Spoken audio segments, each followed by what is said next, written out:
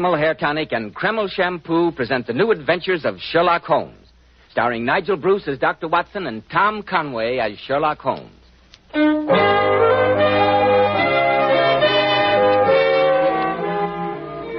now for that pleasant moment when we pay our weekly visit to Sherlock Holmes' celebrated friend, the eminent Dr. John H. Watson. Good evening, Mr. Bell. Come in and sit down. I thought you might have forgotten your date, Dr. Watson, when I saw that your door was closed. Not at all, my dear fellow. Rather the opposite. I'm afraid I neglected to keep an eye on the time. I was so deeply engrossed in searching through my files. With satisfactory results, I trust? Well, I hope you will find them, sir.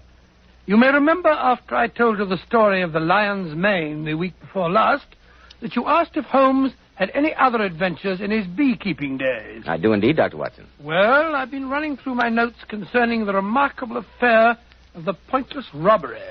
And I think you will find it thrilling enough to keep you on the edge of your chair. I'm sure we all will, Dr. Watson. But first, men, I'm sure you'll be interested to hear why Kreml Hair Tonic is preferred among America's most prosperous and successful men. Kreml keeps hair handsomely groomed from morning until night, just the way you combed it in the morning. Kreml contains a special combination of hair grooming ingredients which is found in no other hair tonic.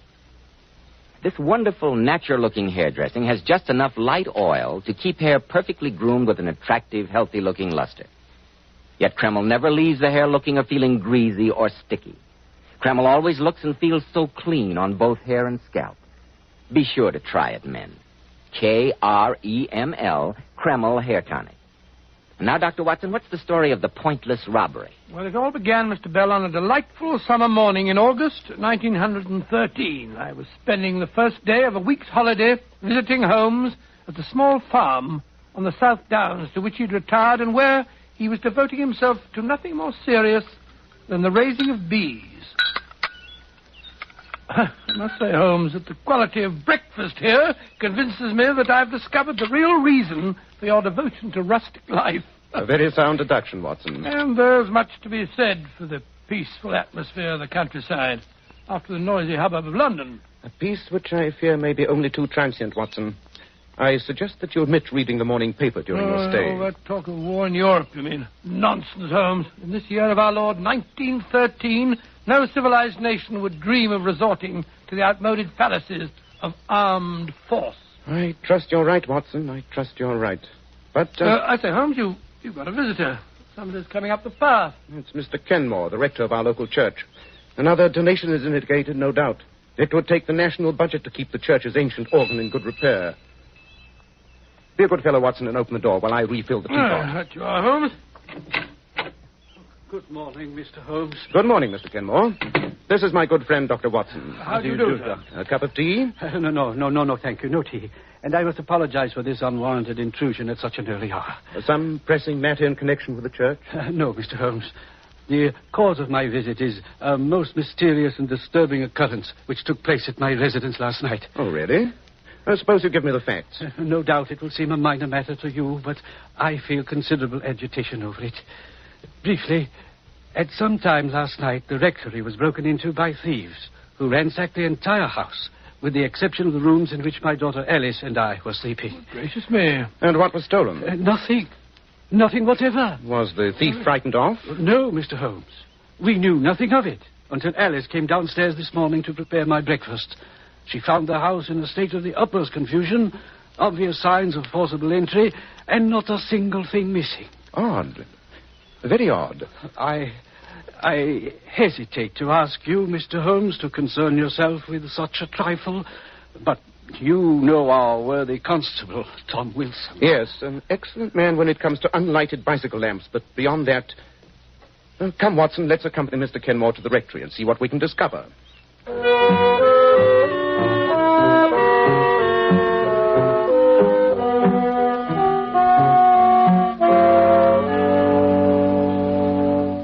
So you see, Mr. Holmes, as Father told you, absolutely nothing seems to be missing. Not that the possessions of a country rector are of such great value. Nevertheless, that silver service on the sideboard would undoubtedly attract any thief's eye. A family inheritance, Mr. Holmes. One of my few valuables. I see that you've got quite a large library, Mr. Kenmore. Any books of great value there? Not at all, Dr. Watson. Sound suggestion, though, Watson. Oh, This French window, which gives onto the garden, seems to be where the thief made his entry. Quite. A circle of glass cut out of one of the panes. Then a gloved hand reaching in to turn the key. A gloved hand, Mr. Holmes? Undoubtedly, my dear. The blurred impressions are quite characteristic. And now that you've seen everything, Mr. Holmes, what do you make of it? It presents a most interesting problem, Mr. Kenmore. The disorder of the rooms would indicate a search for some definite object, even though you assure me that you know of nothing of value in your possession. And we must wait for developments. I think you and your daughter should most certainly be on your guard against the thief's return. You really think there is... Mr. Kenmore, my friend is apt to see criminals behind every bush, the natural result of a lifelong career. Perhaps, Watson, perhaps. Well, we must be getting along. I wonder, Mr. Holmes, if you and Dr. Watson would do me a great favor before you go. Of course, if it's in our power. Well, what is it? Would you think me too bold if I asked you to let me take a snapshot of you both? Oh, really, Alice? I gave Alice a camera for her birthday last week, Mr. Holmes, and ever since then she's been making life miserable for everyone. I'm sure you could find two handsomer subjects, my dear. But Watson and I will be glad to have you immortalize our pictures. Yes, of course, naturally. Oh, thank you, Mr. Holmes. I brought my camera down from my room, hoping you'd say yes. Well, I'm very sorry. I was just wearing this old Norfolk jacket. If you stand here, right beside the front door. Just a moment. The wind's blowing my hair about a bit. There we are. All right. Just look this way. Fine. Thank you so much. I hope you'll spare me a print or two if they turn out, my dear. I'll be very glad to. As a matter of fact, that was the last picture in the roll. Now I can take it down to the village and have Mr. Dilworthy, the chemist, develop it for me. I say, we're passing by the chemist's shop. Can't I drop it off for you? Thank you very much, Mr. Watson. That's very kind. Here it is. And thank you again, Mr. Holmes, for your kindness in troubling yourself with my problem. Not at all. And remember, Mr. Kenmore, be on your guard against a return visit.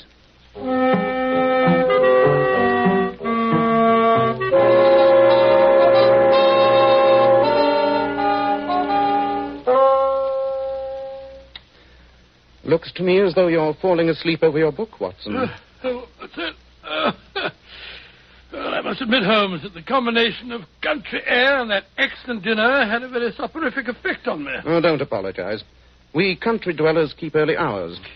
Certainly different from the old days in Baker Street. I'm surprised that you don't miss the excitement of the chase, Holmes. Professor Moriarty was the spice who kept the daily routine from becoming monotonous.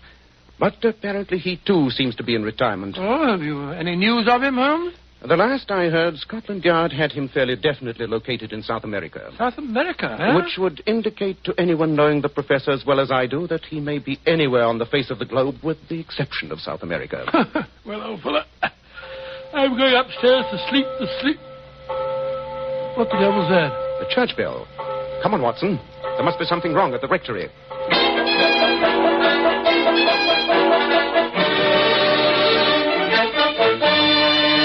And I thought the quickest way of raising the alarm, Mr. Holmes, was to sound the church bell. Very wise. Tell me, Mr. Kenmore, what was the first thing you heard? A sharp cry from my daughter awakened me, followed by a thud. I rushed into her room and found her. Well, she'll be all right, don't you worry, Mr. Kenmore. I've had to take several stitches, but she'll have a slight concussion for the next few days. But there's no cause for alarm. Oh, thank heaven, Doctor. When I rushed in and saw her lying on the floor... Her assailant had fled by the time you entered? The open window showed only too clearly the miscreant's path. Well, you keep her in bed for a few days, give her a light diet, and she'll be right as rain. Oh, that face, the window. Well, she's semi-conscious, poor girl, to be quite expected after such a blow. No, don't touch me. Please. It's there on the shelf. No. The sleeping draught that I gave her will take effect soon. I blame myself, Mr. Holmes, for not having paid more attention to your warning. But That's of no importance now, Mr. Kenmore. What's that? Someone at the door. Pardon me. Wilson, high time you got here. You received my message? Oh, take your message as has brought me here, Mr. Kenmore. We're the constable, Watson. There's been worse things happening in the village. What is it, Wilson? Oh, Oh, good evening, Mr. Holmes. Oh, there's fair devil's work afoot tonight. Oh, come, my man. What's up? Well, it's Mr. Dilworthy, the chemist. Well, what about him? In his rooms where he lives. Back of his shop. Dead. Oh, lying there on the floor with his head crushed in something savage. Dilworthy? Oh, horrible. Some prowling thief. No. Oh, no, sir. With the cash box sitting there in plain sight. With £4 and some odd shillings plain to see and not a penny touched. Dilworthy. Wait a moment. The ransacking of this house, the attack on Miss Alice, and now this. There's only one common denominator which applies to all three. I don't understand, Mr. Holmes. That film from Alice's camera, Watson. After we left here this morning and went to the village, you left it at Dilworthy's? Of course, it's got a... Oh, as a matter of fact, Holmes, I'm afraid I forgot all about it. Here's the roll in my pocket. I must apologize to Miss Alice. Not a bit of it, Watson. What do you mean, not a bit of it, Watson? I'm convinced that roll of film holds the solution of the mysterious events of the past 24 hours. And due to your convenient lapse of memory, we are in possession of the prize. But what prize are we in possession of? That, Watson, remains to be seen. Come, we just have time to catch the late train for London. A visit to Scotland Yard's laboratory will reveal the precious secret which that film is evidently concealing.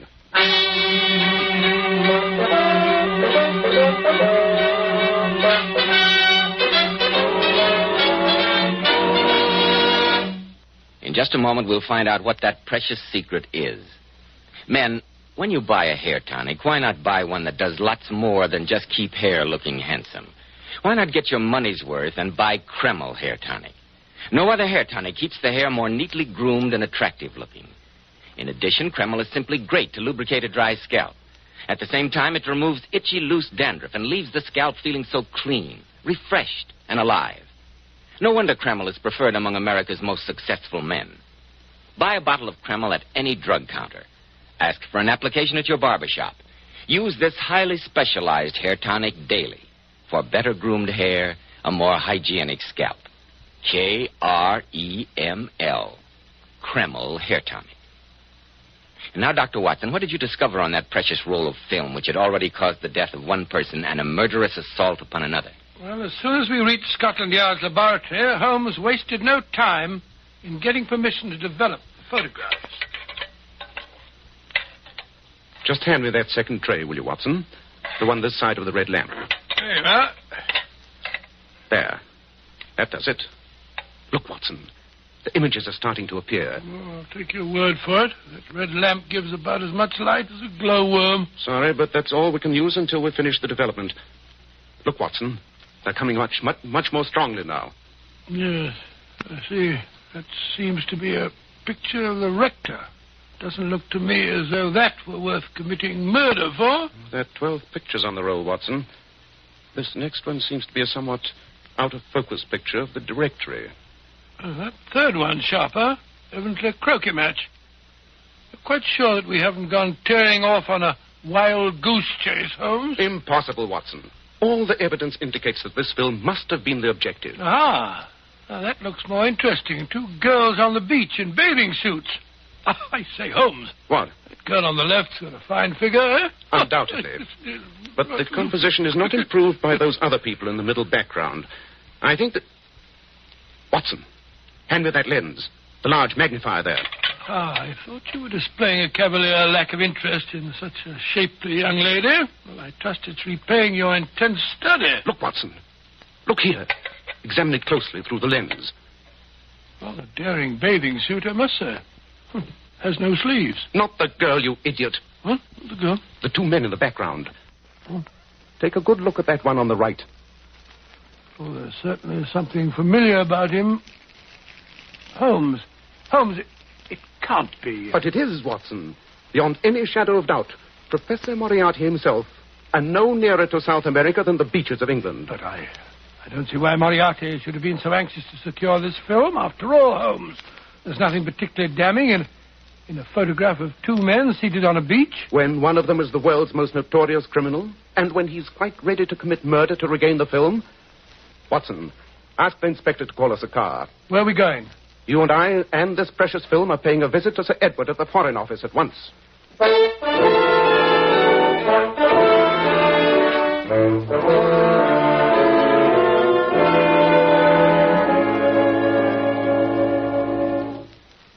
Your deduction was absolutely sound, Holmes. You recognize Moriarty's companion, then, Sir Edward? Beyond any question. He goes by many names, but our files would indicate that the real one is von Schäling, probably the cleverest among the senior members of the Imperial German Secret Service. Good heavens, a spy. Yes, precisely, Dr. Watson. I should imagine, Sir Edward, that his dealings with Moriarty must be of great importance, since they required him to come to England in person. I'm quite sure of it. But the peaceful surroundings of the South Downs and the quiet beaches, what would a spy be doing there? With Portsmouth, England's greatest naval base only a few miles away, and the present situation in Europe, Professor Moriarty does not concern himself with trifles. Under the circumstances, I have no hesitation in telling you two gentlemen that the first trials of our new battle cruisers have been taking place off Portsmouth these last few days. Great Scott. Yes, Doctor, in what we thought was the utmost secrecy.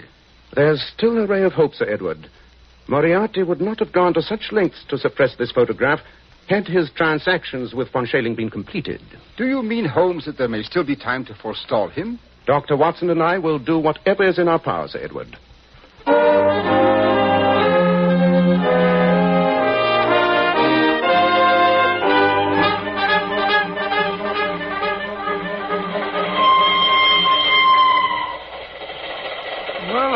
Judging from the sudden change in your expression after your silence this past hour, you've evidently had an inspiration.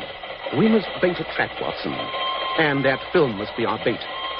Professor Moriarty must be in a fury at his bungling subordinates, who've twice failed to recover it.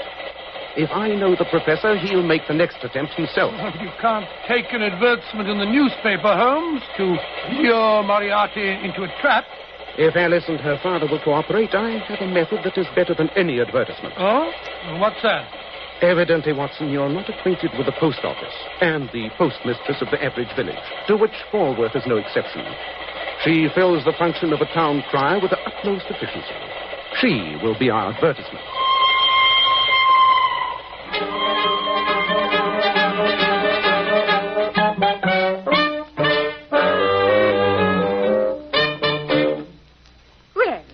Good morning, Mr. Kenmore. And how are you this fine morning? And how is poor Miss Alice coming along? Very well indeed, thank you, Mrs. Roberts. Ah, that's a blessing. And what can I do for you today? A shilling's worth of penny stamps, please. I do hope the young lady will be up and about again soon. We miss her cheery face. You know, Mrs. Roberts, there was an odd thing about that robbery at the rectory. What was that? All the intruder took was Alice's camera. Fancy that. After he struck her down. Not a very valuable bit of loot. No, indeed. Alice is glad she happened to remove the film that very afternoon. It's still on the library desk. Is it really now? I must remember to have it developed. Well, it's a mercy that nothing worse happened. Oh, I almost forgot. Here's your stamps, Mr. Kenmore.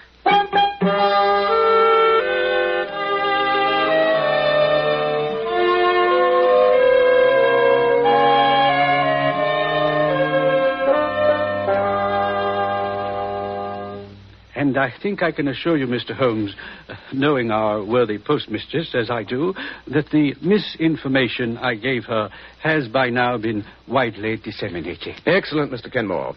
And I appreciate what you and Alice have been willing to risk on behalf of your country. At least the falsehood I told was in a worthy cause. I only wish Dr. Watson would let me get out of bed and come downstairs into the library with you when you take up your vigil tonight. I'd like to see that those horrible men get their just deserts. Really, my dear?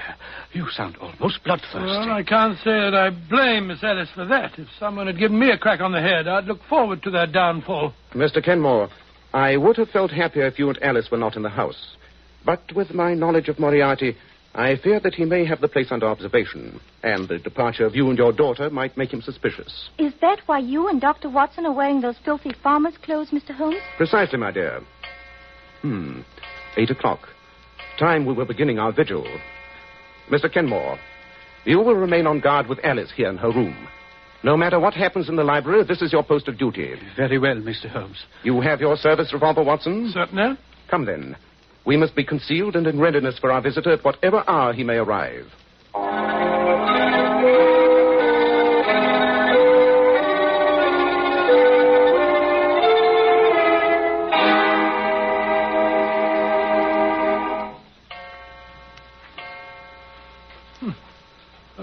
o'clock.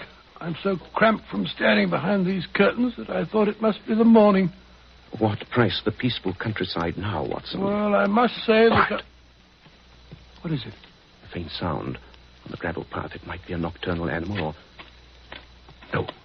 There it is again. Footsteps. Is your gun ready, Watson? Ready, Holmes. He'll probably come through the French windows. It's the most inviting entrance. On your guard. Cutting up the pane of glass.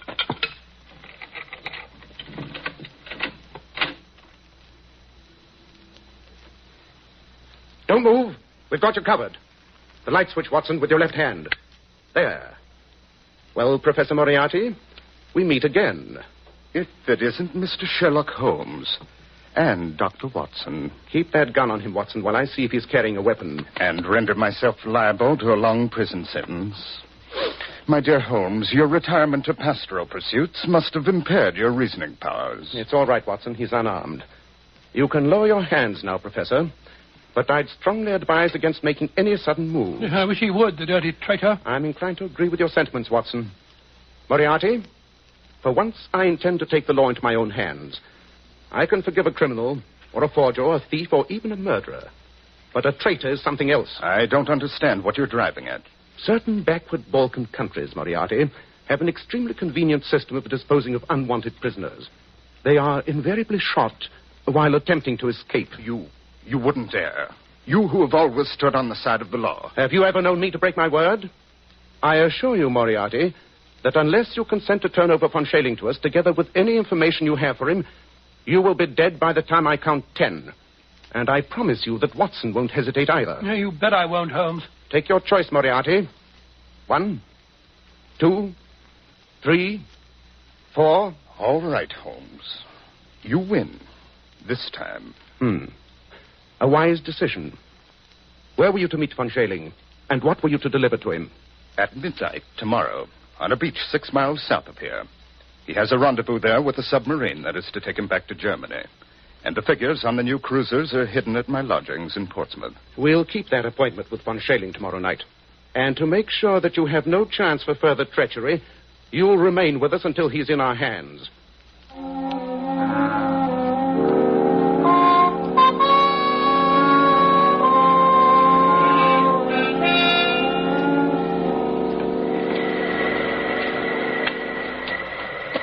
This is the spot, Professor Moriarty? 500 yards south of the abandoned dock, yes. Very well. Watson and I will remain here behind these bushes. You, Professor, will walk out alone onto the sands. I intend to take no chances of scaring off our quarry. I haven't much choice in the matter. Just a moment. Yes?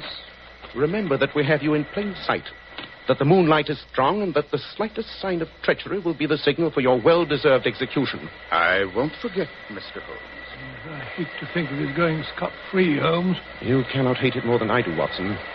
But letting him go free is a cheap price to pay for the scotching of his plans and the capture of von Schailing.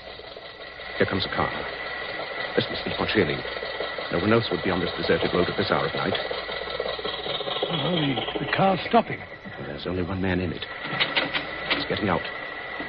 It is von Schailing. Ah, Herr Professor. I knew I could depend on you. Right, Watson. Put up your hands, you. The devil... Look out, Watson! Quick work, Watson. Oh, curse you, Moriarty. You have betrayed me. Precisely, Herr von Schailing. But why should the fact that a traitor will engage in a double betrayal surprise you? He'll be all right, Holmes. Hiding a nasty flesh wound in his leg. Well, Mr. Holmes, you have the papers and the spy. I've kept my part of the bargain. Now you keep yours. Don't worry, Moriarty, I shall. But you can count yourself lucky that the stakes for which we were playing were far more value than your traitorous life. I promise you that next time we meet, you will pay your long-overdue reckoning. I shall look forward to it. Au revoir. Till our next meeting. What infernal cheek. I hate to see him go free. No more than I do, Watson. Well, at least we've had the best of the bargain. Now let's load our prisoner into the car. And who are you, anyway? The devil? Oh, hardly so eminent a personage, von Schailing. My name is Sherlock Holmes. So, I might have guessed. Oh. He's fainted. Just as well, perhaps. Here, Holmes, we'll put him in the back seat of the car.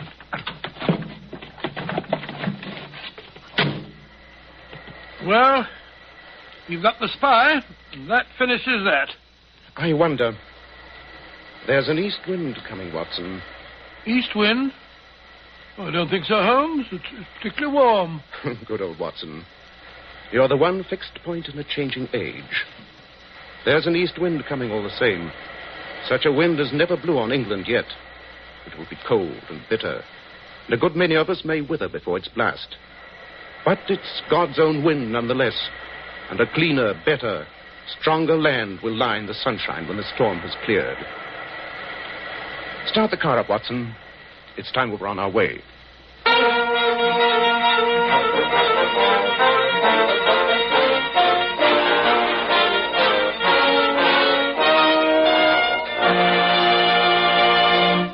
And now may I introduce one of the outstanding authorities on feminine beauty. He is John Robert Powers, who has received hundreds of thousands of requests from girls all over the country. Girls wishing to join his exclusive Powers Girls. And now, especially transcribed, Mr. John Robert Powers. Good evening, friends.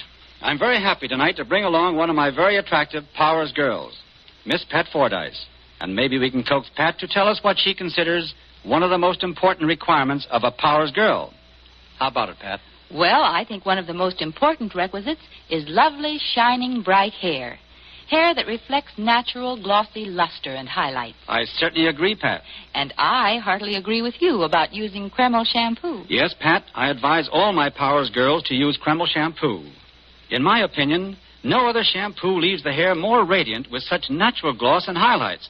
Why, I've interviewed hundreds of girls with beautiful faces, but with such dull, lifeless-looking hair. Then after using Kreml shampoo, what a difference. Their hair emerges a vision of shining beauty. I love its rich, velvety oil base, too. A very good point, Pat, because this oil base actually helps hair from becoming dry or brittle. Kreml shampoo also whips up a wonderful, luxurious, active foam, even in the hardest water. Yes, Pat, to glamour bathe the hair, you simply can't beat Kreml shampoo. And I sincerely recommend it to every girl who is discouraged about the way her hair looks. To every girl who wants her hair to look its shining best. Thank you, Mr. Powers, and also your very, very beautiful Powers girls, Miss Pat Fordyce. And now, Dr. Watson, what about next week? Well, now, let me see. Next week, I think I shall tell you a weird story about the strange experience of Mr. John Scott Eccles, wherein Holmes solves the murder of a certain Aloysius, or as you say, Aloysius, Garcia, and finds a kitchen full of voodoo fetishes. I call the story The Adventure of Wisteria Lodge.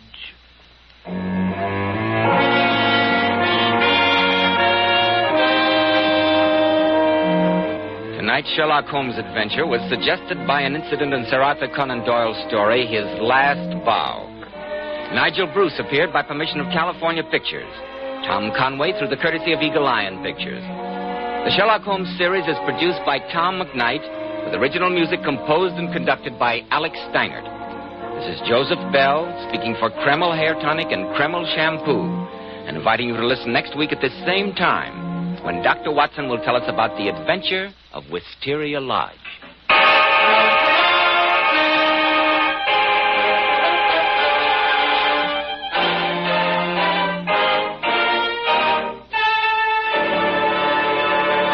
This is ABC, the American Broadcasting Company.